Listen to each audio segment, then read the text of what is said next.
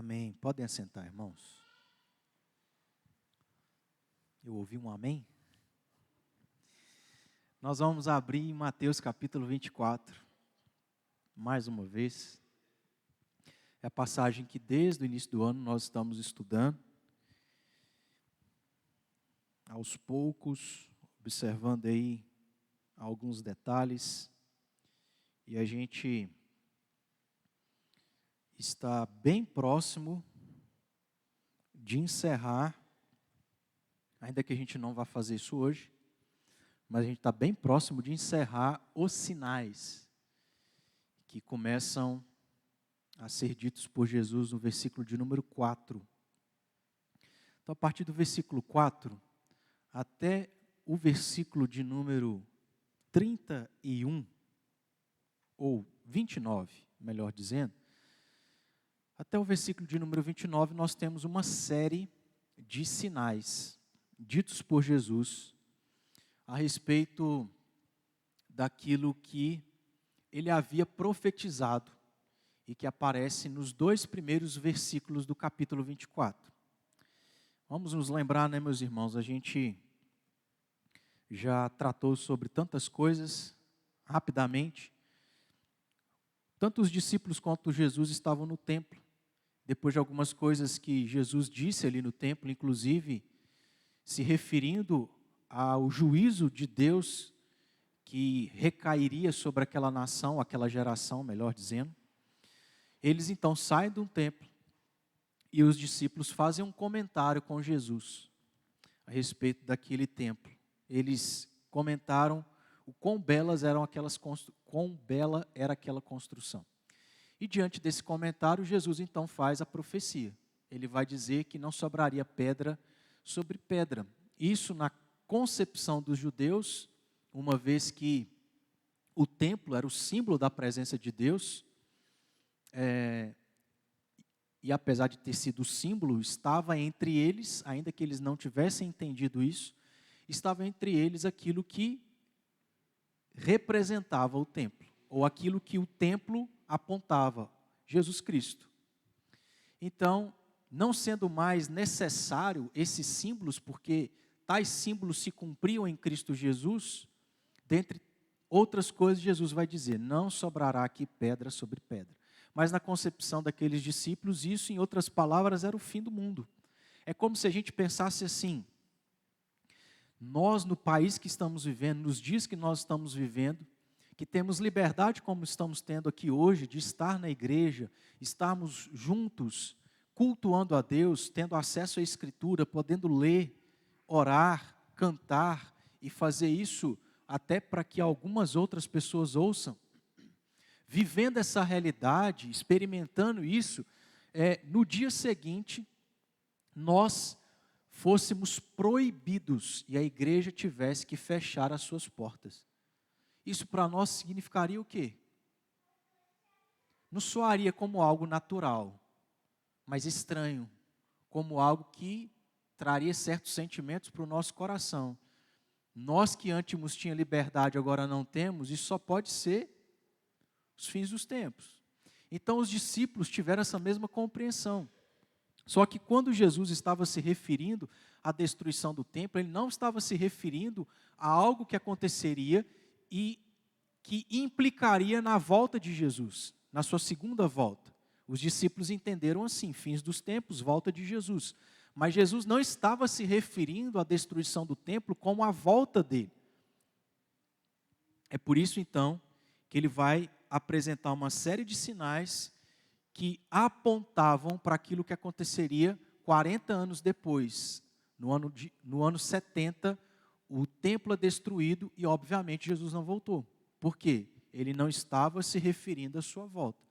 Mas apesar disso, a gente tem entendido, o nosso exercício aqui, ultimamente, tem sido olhar para esses sinais que se cumpriram lá no ano 70, e a gente já comprovou isso, olhando para a Escritura e olhando para a história, mas é olhar para esses sinais e ver ou analisar se talvez eles não estão se cumprindo, ou quais deles estão se cumprindo, dentro daquilo que é possível a gente avaliar e analisar. Então esse tem sido o nosso exercício.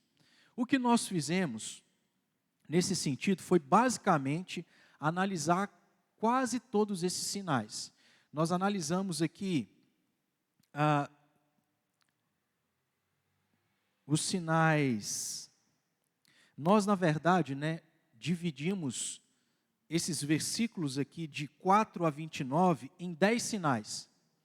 Então, nós já tratamos dos 7 primeiros, tratamos também o 9º sinal, e aí restaram o 8º e o 10º e último sinal. Então, restaram 2 sinais, o 8º e o 10º. O 10º é o último sinal. Na ordem, nós teríamos que tratar sobre o 8º sinal. Porém, o 8º sinal, que está no versículo de número 15, do capítulo 24, fala sobre o surgimento do abominável da desolação. Nós entendemos, olhando para o passado, o significado, ou quem era esse abominável da desolação, mas também entendemos que esse abominável da desolação se refere a quem? A quem, irmãos? Isso. Porque vimos, olhando para o passado, que esse termo foi usado para se referir a 2 personagens. O primeiro dele, Antíoco IV Epifânio, lá nos dias do Antigo Testamento. E o segundo deles, já no contexto do Novo Testamento, que foi Tito. Então, 2 personagens olhando para o passado. Mas o abominável da desolação também se refere ao anticristo. Porque esses 2 personagens, pelo menos, são um tipo de anticristo. Apontam, são sombra do anticristo que virá quando Jesus estiver para voltar.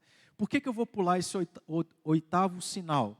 Porque nós temos uma série de textos na Bíblia que nos ajuda a ter aqui algumas informações adicionais àquilo que a gente não encontra no texto de Mateus capítulo 24. Então vai demandar de nós um pouco mais de tempo para a gente analisar esses outros textos e entender o que é possível sobre o anticristo, quando ele surgir, como ele vai ser, como ele vai agir, que característica que ele vai ter, etc, etc. Como nós estamos na última quinta-feira do ano, então eu preferi pular esse sinal e ir para o 10º e último sinal, porque a gente consegue concluir esse sinal no estudo de hoje, e aí a gente deixa para o ano que vem, se Jesus não voltar. Creio que não, é mais fácil a gente partir do que Jesus voltar. Mas aí o ano que vem a gente dá sequência aqui, e a gente vê o que a gente pode avançar, se a gente dá uma pausa nesse estudo, enfim, eu vou me organizar para ver o que a partir do ano que vem a gente faz, tá bom? Então o 8º sinal se encontra aí, 10º sinal se encontra no versículo de número 29.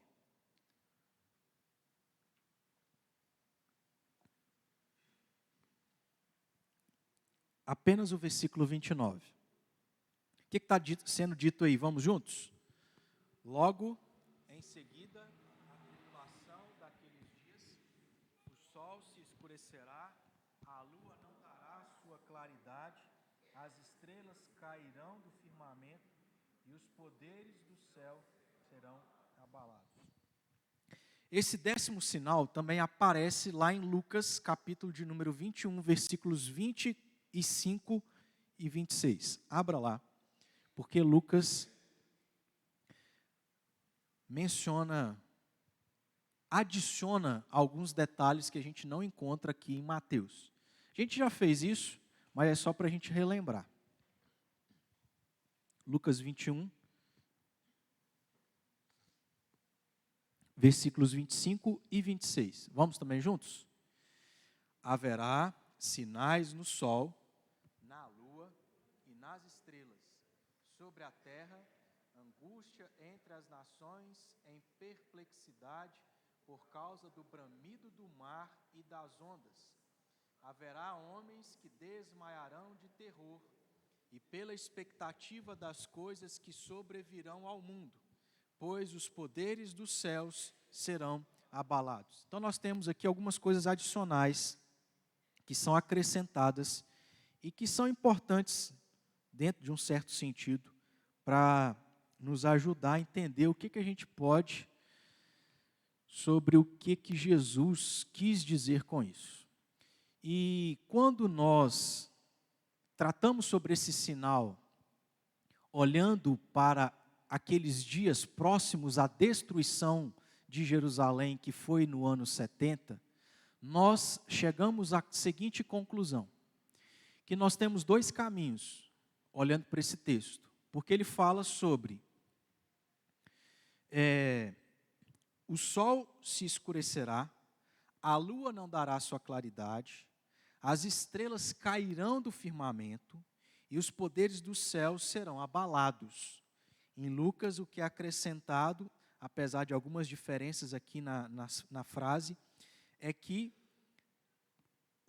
haveria angústia entre as nações em perplexidade por causa do bramido do mar e das ondas. Então nós temos, nesse 10º sinal, coisas relacionadas àquilo que está acima, os céus, que é sol, lua, estrelas.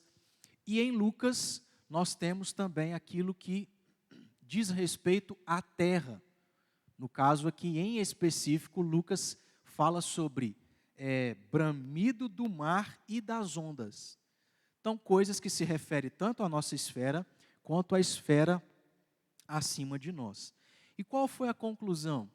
É que, dentre dois caminhos, que são quais?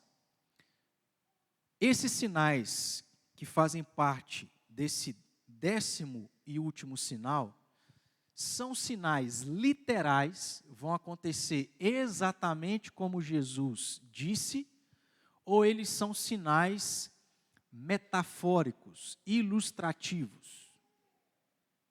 São dois caminhos que nós temos. E dentro daquilo que a gente caminhou junto, a conclusão é que não dá para saber exatamente, olhando para os fins dos tempos, se esses sinais que Jesus se referiu são sinais que vão acontecer literalmente, ou seja, quando Jesus estiver para voltar, o sol vai se escurecer, a lua não vai dar mais a sua claridade e as estrelas cairão do firmamento, e aí nós veremos o mar bramindo e as ondas também. Literalmente acontecerá dessa forma? Ou é algo metafórico? Não dá para a gente ter uma conclusão, meus irmãos. É um texto onde Jesus não tinha como objetivo dar detalhes a fundo do que ele queria dizer. O objetivo não é nós sabermos detalhe por detalhe, mas é sabermos que Jesus, Deus através de Jesus, está aqui mostrando que Ele planejou todas as coisas, Ele tem um controle de absolutamente todas as coisas, que aquilo que Deus fala se cumpre. Por exemplo, Deus disse lá em Gênesis 3,15, que da mulher viria aquele que pisaria na cabeça da serpente. Milhares de anos se passaram, e Deus cumpriu a sua palavra. Então esses sinais é para provar que de fato o que Deus está dizendo por meio de Jesus é verdadeiro, vai acontecer. Portanto, seja a igreja, seja o mundo, precisa estar alerta e aproveitar a oportunidade, porque esses sinais anteciparão o juízo final. E se Jesus voltar, o mundo não aproveitar esses sinais para se arrepender, para se voltarem a Jesus Cristo, eles estarão condenados. Então, sim, há uma série de objetivos, né? E desses objetivos não é Jesus destrinchar o que ele queria dizer exatamente. Concluímos isso, que não dá para a gente bater o martelo de dizer, isso é literal, vai acontecer exatamente assim. É estar vivo para ver se é literal ou não.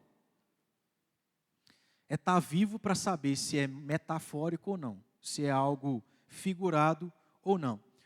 O importante para nós não é saber se é literal ou se é figurado.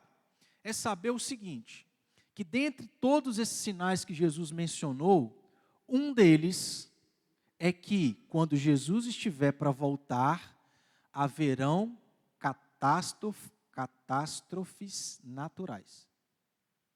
Isso é um dos sinais. Catástrofes naturais. Se elas são literais, como Jesus descreveu, ou se são metafóricas, não importa. O sinal é esse: catástrofes naturais. Especificamente, o que Jesus mencionou que seria uma catástrofe natural como sinal da destruição do templo ou da volta dele? Especificamente, lá em Lucas, Jesus disse que tanto o mar quanto as ondas, em outras palavras, fariam barulho, se agitariam. Isso te leva a pensar, em termos práticos, o que significa bramido do mar e das ondas nos dias de hoje? Tsunamis, grandes ondas, maré ou as marés em nível maior do que era antes. E a gente sabe o estrago que isso faz. Então, especificamente, Jesus está se referindo que um dos sinais da volta dele seriam eventos como esses, tsunamis, grandes ondas, as marés altas e etc. Mas, num sentido geral, a gente pode entender que Jesus está se referindo a catástrofes naturais. Não somente no que diz respeito ao mar, à água, mas a qualquer outra catástrofe natural. Como, por exemplo, o que mais de catástrofe natural nós temos e conhecemos, além de tsunamis e marés altas? Terremotos, calor, tornados, enchentes. A gente tem uma série de outras coisas, vulcões. Então, por exemplo, vulcões, tempestades, enchentes, terremotos, maremotos, meteoros, descontrole das estações, vendavais, furacões, extremo calor que resulta em seca, derretimento das calotas polares, extremo frio, que aí traz como consequência, por exemplo, nevasca, queimadas e etc. Então veja só, irmãos, temos aqui um gráfico, só para ilustrar, tá? Daquilo que algumas instituições têm medido já há alguns anos. Apaga a luz aí. Está pequeno, mas é só para você, aqui pode apagar aqui, essa do meio. É só para você, por alto, ter uma noção de que em 1970, que está bem aqui no canto, o gráfico começa abaixo de 100. E aí você vê nesse gráfico várias cores. Cada uma dessas cores se refere a alguns dessas catástrofes naturais que nós mencionamos aqui. De 1970 para 2023, qual é a imagem que a gente tem aqui? De decréscimo, de estagnação ou de crescimento? No geral, crescimento. Então, desde 1970 até o presente ano, nós temos aí essa... Obrigado. Depois a gente vê as outras imagens. Então, nós temos esse crescimento dessas catástrofes naturais. Pode acender a luz. Para que a gente está fazendo isso, irmãos? Quer dizer que Jesus está para voltar hoje? Não, porque a gente não tem apenas esse sinal. E existem sinais que são repetitivos. Então, pelo menos aqui no gráfico que a gente mostrou, desde 1970 isso está acontecendo. E a tendência é só aumentar, só crescer. Então, se a gente olhar nesse sentido, esse sinal está se cumprindo. Mas ele não nos ajuda a e aqui eu vou dizer entre aspas, a bater o martelo de que Jesus está muito próximo de voltar. Eu falei entre aspas porque é impossível a gente dizer, Jesus está voltando hoje. Não tem como. Tem como você, como uma grávida, que é uma ilustração que Jesus utiliza aqui na primeira divisão dos sinais. Tem como aí você, mulher que já teve o seu filho, ficou grávida, você não sabe exatamente a hora que o seu filho vai nascer, mas você está sentindo que está ali, está próximo. Há sinais de que está muito próximo, de que não está tão próximo, etc. Então não tem como a gente,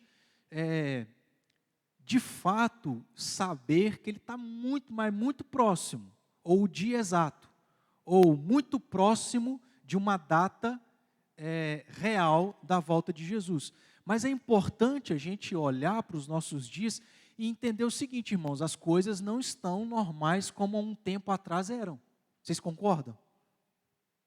Nós falamos aqui um dos sinais, que foi sobre guerras, rumores de guerras, aonde, por meio da tecnologia, a gente tem muito mais conhecimento e tem ciência das coisas que acontecem lá na China. Então, de um tempo para cá, as coisas tomaram uma proporção como não era antigamente. Nos dias, talvez, dos seus pais, nos dias dos seus avós, dos seus bisavós, não tinha telefone, não tinha rádio, não tinha tecnologia, mal tinha luz, irmãos. Então, veja esse período de avanço que a sociedade se encontra, onde muitas coisas ganham uma proporção que não era como antigamente. Então, isso já tem que chamar a nossa atenção. O nosso exercício aqui não é bater martelo de dizer, Jesus está há 5 anos de vir. Não tem como. Mas a gente vai vendo esses sinais, não só um, mas vai vendo uma série deles e vai percebendo, será que Jesus está próximo de vir ou está muito próximo de vir? Por exemplo, a gente precisa analisar não somente esse sinal, mas analisar o sinal da proclamação do Evangelho em todo o mundo. E aí vimos que apesar de um grande avanço por meio da tecnologia, da palavra sendo impressa e distribuída no mundo afora, existe ainda uma série de povos e línguas que a Bíblia não tem tradução. Então a gente vê sim um avanço muito grande, mas ainda falta algumas coisas. Comparando com o passado, a gente percebe assim, a gente está num caminho um pouco mais próximo, mas ainda falta algumas coisas, né? E aí eu volto a dizer que para mim, um dos sinais que serão sim muito evidentes, mas também não ajuda a entender assim, quanto tempo falta para Jesus voltar. O sinal para mim mais evidente de que Jesus está muito próximo de voltar é o surgimento do anticristo. Mas ele surge, a igreja fecha, a gente é perseguido, mas quanto tempo que o anticristo vai ter essa autoridade? Deus não fala. Aí você vai ter textos na Bíblia onde tem alguns números. Aí a gente volta naquele problema. Qual dos dois caminhos que nós temos que seguir? Jesus está se referindo a algo literal ou a algo figurativo? É um desafio, né, de interpretar a Bíblia e interpretar à luz do seu contexto de maneira correta. Então, ainda que o anticristo surja, porque esses outros sinais são repetitivos e eles vão crescendo de pouco a pouco, ainda que a gente tenha um sinal mais claro que é o surgimento do anticristo, não dá para a gente saber se Jesus está para voltar 5 anos, 2 anos, 3, 10, não dá. Mas, por exemplo, esses 9 sinais se cumprem. O evangelho é proclamado em todo o mundo. O anticristo surge. A igreja não pode ficar apática. Jesus está muito próximo de voltar. Eu tenho que estar atento, eu tenho que estar vigilante, eu tenho que ser sensato, eu tenho que ser responsável, mas eu tenho que ter alegria no meu coração, de saber que aquilo que a Bíblia fala para nós do que será a eternidade, meus irmãos, está muito próximo da gente experimentar. Que é diferente, aí é assunto para a gente falar isso depois. Mas é muito diferente você morrer, ir no céu e estar no céu. Para a experiência que nós vamos ter quando Jesus voltar e a gente for para o céu. Vocês entendem assim? Senão, a gente vai ter mais tempo para explicar isso depois, se Jesus não voltar. Mas, quando você morre, o que vai para o céu? Hã?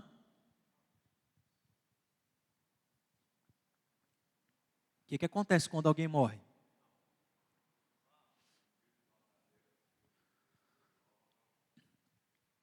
Corpo fica aqui. Terra. Mas nós, como seres humanos, somos constituídos de dois elementos, físico e espiritual. O elemento espiritual vai para onde? Vai para a terra? Ou ele vai para o inferno, sem Cristo, ou ele vai para Deus com Cristo, certo? Então, quem morreu e está com Deus na eternidade, o que a experiência desse crente no céu é que experiência? Só espiritual. Está faltando uma parte, que é qual? Corpo. Por isso que é diferente. Até porque, aí é matéria ainda para mais para frente, até porque nós viveremos uma realidade onde o céu virá para a terra, onde nós vamos habitar aqui, corpo e alma. Mas não vamos falar sobre isso agora não, tá? Não é nosso objetivo. A gente vai chegar lá. Mas há essa diferença de experiência para aqueles que morrem para a volta de Jesus. Então, por que nós estamos falando tudo isso? Porque, independentemente dos sinais estarem se cumprindo ou eles se cumprirem, não tem como a gente saber se Jesus vai voltar daqui quanto tempo. Mas eu tenho que ter a expectativa, a ansiedade, a alegria, estar perto de eu experimentar aquilo que Jesus disse. Nem olhos viram, nem ouvidos ouviram, nem jamais penetrou em coração humano, que Deus tem preparado para aqueles que o amam. Ok? Esse gráfico é só para a gente observar e ver que as coisas não são como antigamente. Desde 1970, a gente tem uma grande escala de crescimento nessas catástrofes naturais, onde o prejuízo é incomparavelmente maior do que as coisas que aconteceram anteriormente. E aí, meus irmãos, tem logicamente, né, as pessoas que se afadigam em estudar o texto bíblico e se aprofundarem, tentarem interpretar, e há uma série de interpretações, né, de cogitações, porque não tem como eu disse, de estar certo que é exatamente assim, principalmente coisas que são figurativas.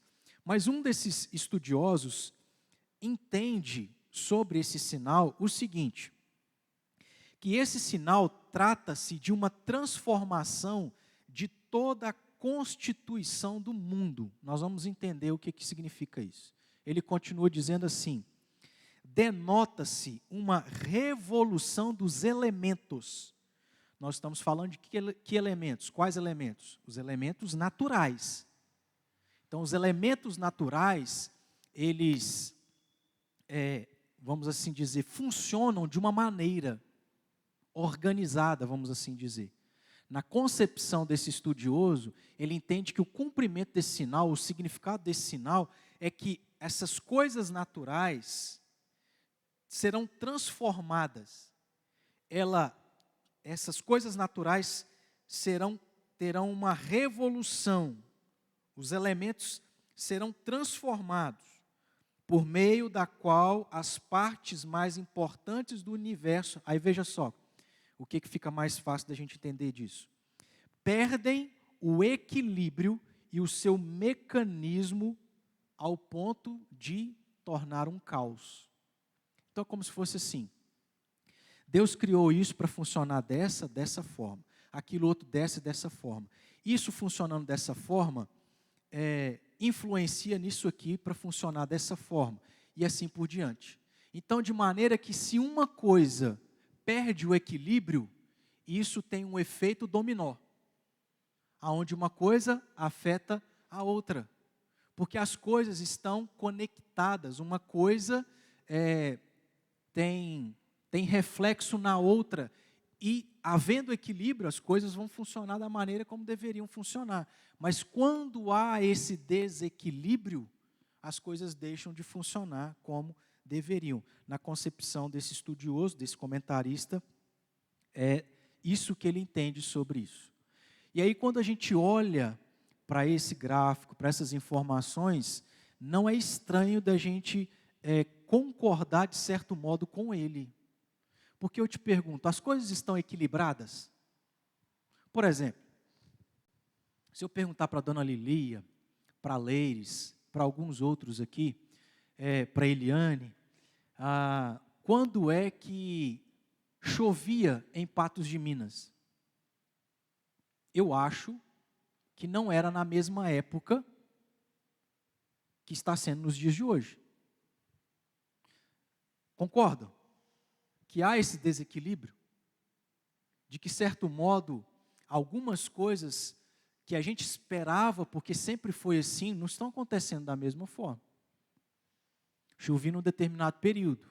Aí, num determinado ano, chove, mas chove pouco, ou não chove, ou chove demais, e por aí vai. Esse desequilíbrio. Nós temos, por exemplo, irmãos, aí eu não tenho gabarito para isso, mas a gente tem, por exemplo, os próprios planetas. Aí eu não vou entrar no mérito da questão dos termos técnicos corretos, mas a gente tem, por exemplo, o Sol afeta a Terra. Nós temos a Lua, afeta a Terra. A Terra afeta as outras coisas. E se uma coisa é afetada, afeta as demais, e isso causa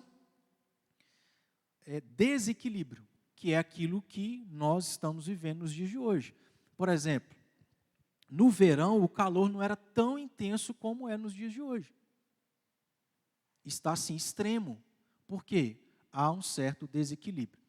Uma coisa que eu quero trazer de informação aqui, eu ouvi isso, obviamente eu não sou estudioso da área, né? Precisei ouvir e me atenar um pouco sobre isso, mas por acaso chegou aos seus ouvidos aí, ou chegou a informação de que no ano de 2024 nós vamos ter, como é que é o termo aí?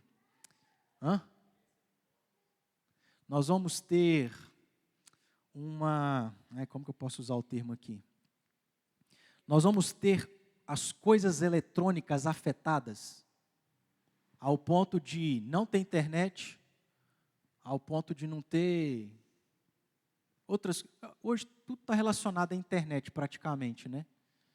Não sei se você ficou sabendo disso, mas de certo modo isso tem um certo sentido.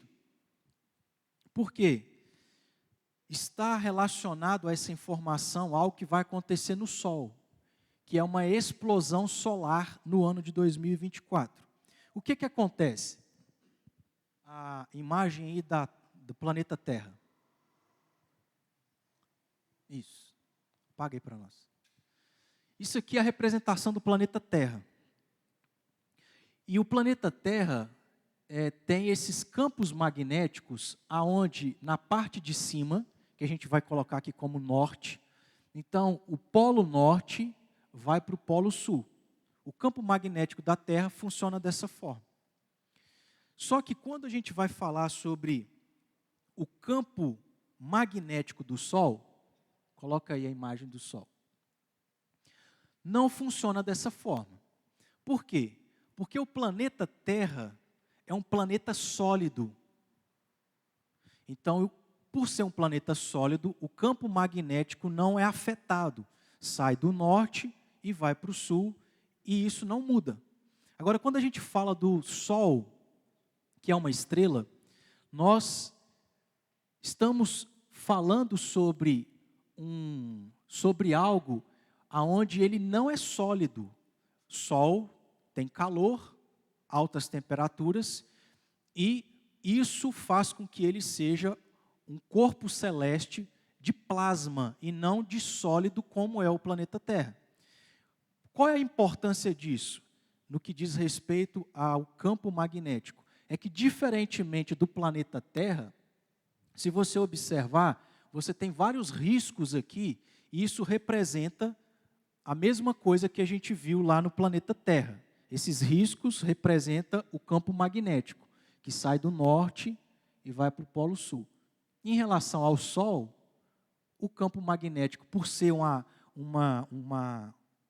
estrela que não é sólida, mas é de plasma, porque é um Sol, é quente, então esse campo magnético não é ordenado como da Terra. Não sai do norte e vai para o sul, mas ele vai em várias partes e locais. Por quê? Por ser um corpo celeste de plasma, há partes no Sol que giram mais rápidas do que outra parte. Por isso que o campo magnético é tão bagunçado dessa forma. Qual a importância da gente saber sobre isso?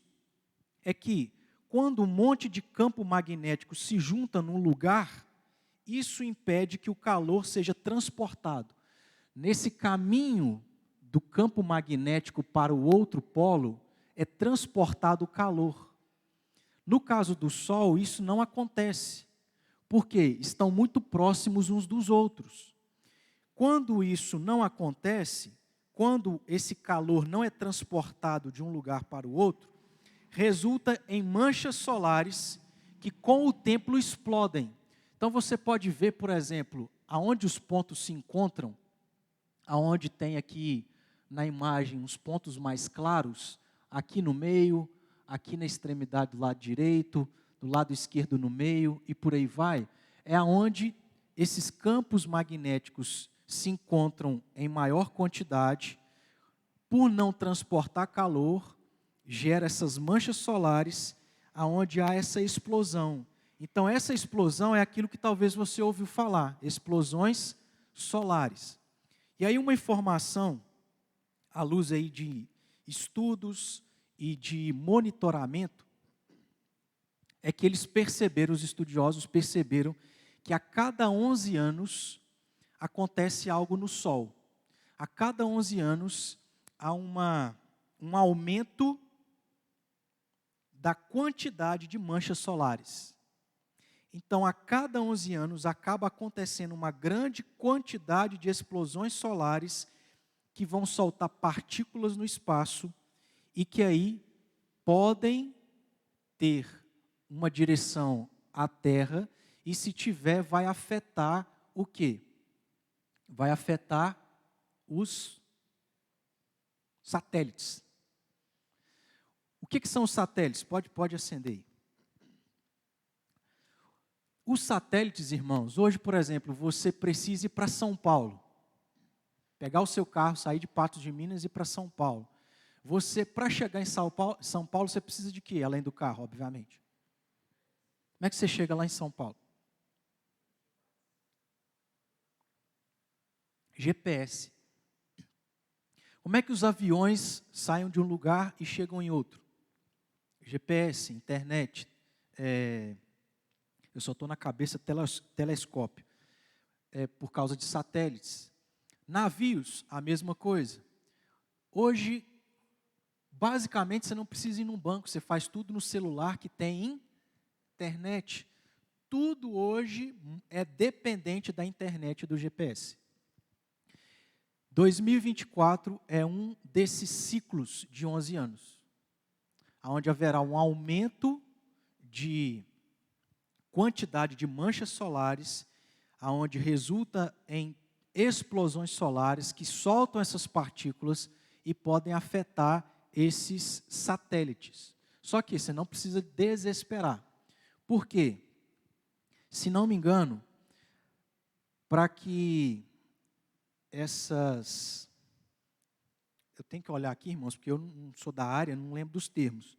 Mas para que essas partículas que explodem do Sol cheguem nos satélites, isso demora 3 dias. E como o Sol é bem monitorado, até porque os estudiosos sabem sobre isso, em 3 dias dá para eles se prepararem, deslocarem os satélites, desligarem algumas partes. Então não é esse desespero todo que alguns passam, né, como má informação para a gente entender que, humanamente falando, há um certo controle. Mas qual que é o ponto da gente trazer essas informações?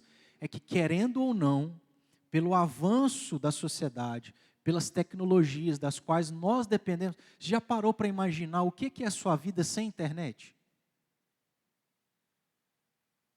Você está acostumado? Irmãos, você não tem nem televisão, talvez.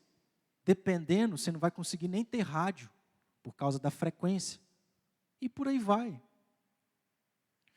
Por aquilo que aonde nós chegamos, e por aquilo que nós dependemos, aonde a natureza está em desequilíbrio, uma coisa acontece, interfere a outra. Nós estamos dentro dessa realidade, onde as coisas podem trazer prejuízo para a nossa vida. E a gente poderia mencionar uma série de outras coisas, como por exemplo, a Lua se afasta por ano 3,8 centímetros da Terra. E a gente sabe que a Lua interfere nas marés e outras coisas mais.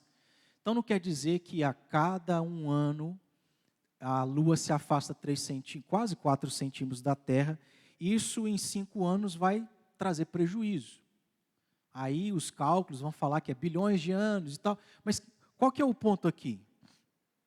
É que as coisas naturais estão em desequilíbrio. Uma coisa afeta a outra.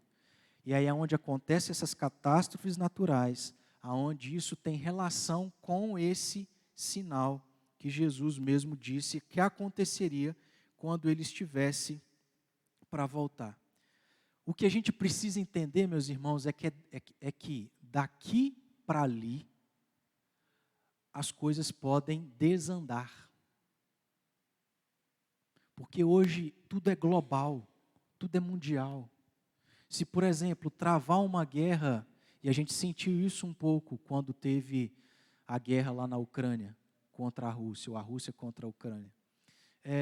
Hoje, como as coisas são globais, se, por exemplo, houver uma guerra de um país contra a China, você acha que o Brasil não vai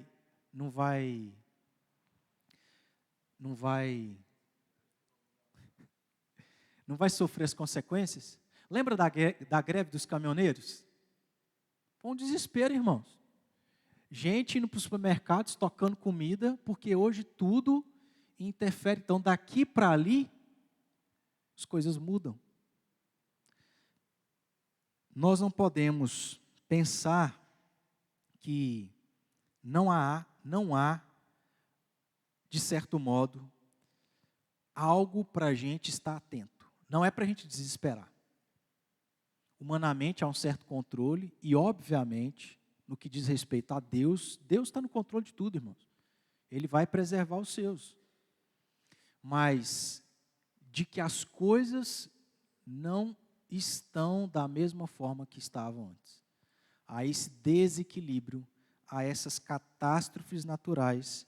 E aí, para a gente encerrar, nós temos que estar atentos a duas coisas aqui que eu quero ler. Uma delas no capítulo 24 de Mateus, versículo 38, e outra depois lá em 2 Pedro. Mateus 24, 38.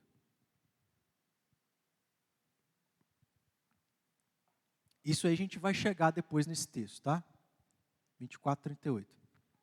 Jesus disse sobre os sinais e a volta dele. Porquanto, assim como nos dias anteriores ao dilúvio, e o que foi os dias do dilúvio? Um juízo de Deus. Então, o dilúvio é uma sombra daquilo que vai acontecer quando Jesus estiver para voltar. Porque quando Jesus estiver para voltar, juízo. Nos dias do dilúvio, juízo. O que aconteceu nos dias do dilúvio? Comiam e bebiam, casavam e davam-se em casamento. Quer dizer que você, nos fins dos tempos, não pode casar? Não pode comer? Não pode beber? Não, não é isso. A ideia é que, prestes a acontecer o dilúvio, que era derramamento do juízo de Deus sobre aquela geração que vivia de maneira pecaminosa. As pessoas viviam como se nada fosse acontecer. Como se Deus não existisse. Como se Deus não fosse justo. Como se a vida pode ser vivida de maneira pecaminosa e nada vai acontecer. O que você planta, você não vai colher. Essa é a ideia.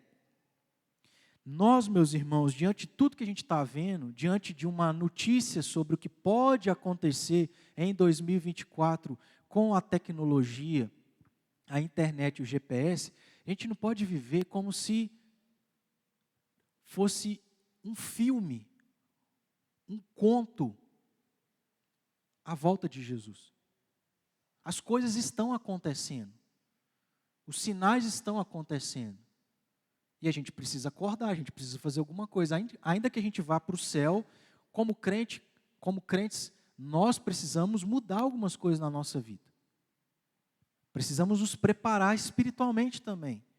Você acha que esses dias serão fáceis? E aí, eu não terminei de ler o texto, né?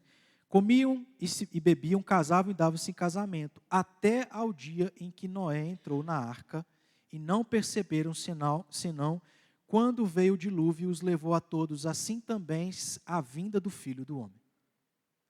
Então o próprio Jesus está dizendo, quando ele tiver para voltar, muitos vão ser como os que foram no tempo de Noé. Se esqueceram, não estão nem aí, não estão preocupados, Jesus não vai voltar, a vida continua da mesma forma, a vida espiritual da mesma forma. E 2 Pedro, capítulo 3, versículo 9.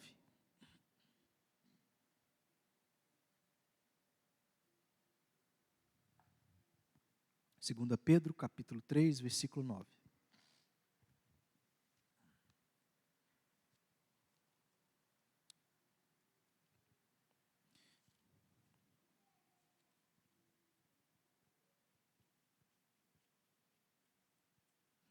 O que Pedro diz aí para os crentes que ele escreveu, e obviamente serve para nós, sobre os fins dos tempos.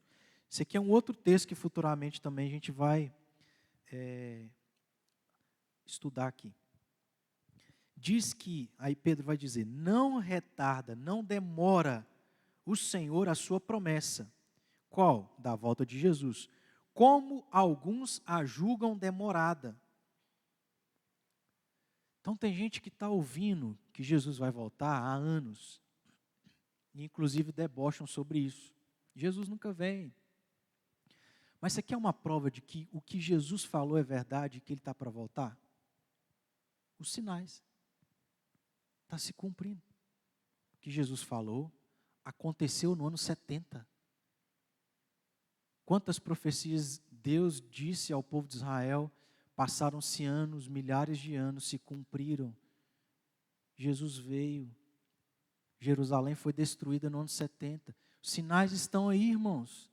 Ao ponto de que ninguém, inclusive os índios no meio da Amazonas, que nunca ouviram falar do Evangelho, talvez. Eles não vão poder chegar diante de Deus nos fins dos tempos ou na volta de Jesus, no juízo final, e dizer: eu nunca ouvi falar de Jesus. Aí Deus vai, como se fosse assim, Deus vai citar o Salmo 19, os céus proclamam a minha glória, o firmamento anuncia as obras das minhas mãos. Os sinais foram dados, a natureza pregou, e por aí vai. Não retarda o Senhor a sua promessa, como alguns a julgam demorada. Pelo contrário, por que Deus retarda, entre aspas, demora? Ele é longânimo. Olha como que Deus é misericordioso, irmãos. Porque Deus podia estalar o dedo igual o Thanos, assim, nas devidas proporções, acabar com tudo. Mas não. Ô Deus paciente. Adão e Eva pecam. Deus podia ter falado assim: não vou levar isso aqui para frente. Acabou. Quantas vezes isso é expresso quando o povo de Israel pecava contra Deus? Deus falava para Moisés: sai daí que eu vou aniquilar esse povo. Mas Deus é longânimo, inclusive com os ímpios. Por que retarda, entre aspas? Por que demora a volta de Jesus? Para dar tempo, chance, oportunidade. Os sinais estão aí. Está prestes Jesus voltar. Não querendo que nenhum pereça, senão que todos cheguem ao arrependimento. Esse é o desejo ideal, perfeito. De que todos pudessem ser salvos. Mas, obviamente, a gente não precisa entrar em muito detalhe. Mas, obviamente, que não são todos, né, que vão ser salvos. Deus escolheu apenas alguns. Mas a ideia é que o desejo de Deus é de dar tempo, oportunidade, paciente. Gente, estou dando tempo para vocês se arrependerem. Para que, se fosse possível, todos reconhecessem, se prostrassem diante de Deus e reconhecessem Jesus Cristo como Senhor e Salvador. Nós, irmãos, mesmo como crentes, não podemos, assim, são dois extremos. Nós não podemos ser alarmistas ao ponto assim, nossa, 2024 vai ter uma explosão solar, isso vai afetar lá os satélites, vai afetar a internet, GPS, vai ter um descontrole mundial, como que vai ser a vida, a pandemia veio, como que nós vamos sobreviver? Não podemos ser tão extremistas assim, e nem extremistas ao ponto de assim, deixa a vida me levar, vida leva eu, está tranquilo, está favorável, tem dinheiro no bolso, está tudo tranquilo, não preciso me preocupar com nada. É nem uma coisa nem outra, é o equilíbrio de confiar em Deus, mas estar atento, corrigir aquilo que precisa ser corrigido na nossa vida, principalmente no que diz respeito ao espiritual. Então esse é o 10º último sinal, a gente fica apenas para estudar o 8º sinal, que é sobre o anticristo, o surgimento do abominável da desolação. Ficou claro aqui, irmãos? Então, alguma dúvida? Alguém quer acrescentar alguma coisa? Então vamos orar, nos colocar de pé, para a gente encerrar, agradecendo a Deus.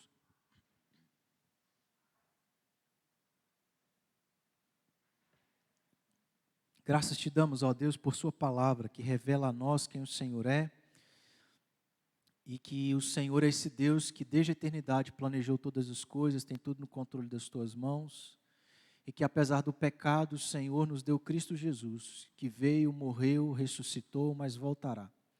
Deus amado, sustenta a nossa vida, ajude-nos, ó Deus, a estarmos atentos aos sinais, a olharmos para a nossa vida, corrigirmos, nos prepararmos espiritualmente, para que, ó Deus, estejamos da maneira como nós devemos estar, para ou nos encontrar com o Senhor, ou para esperarmos a volta de Jesus Cristo. Deus amado, nos leve em paz, obrigado por esse último estudo do ano, e que possamos com alegria, durante o ano de 2024, e durante os anos da nossa vida, Senhor, te servir e fazer isso de maneira zelosa. Nos ajude. Nossa oração em nome de Jesus. Amém. Se assente.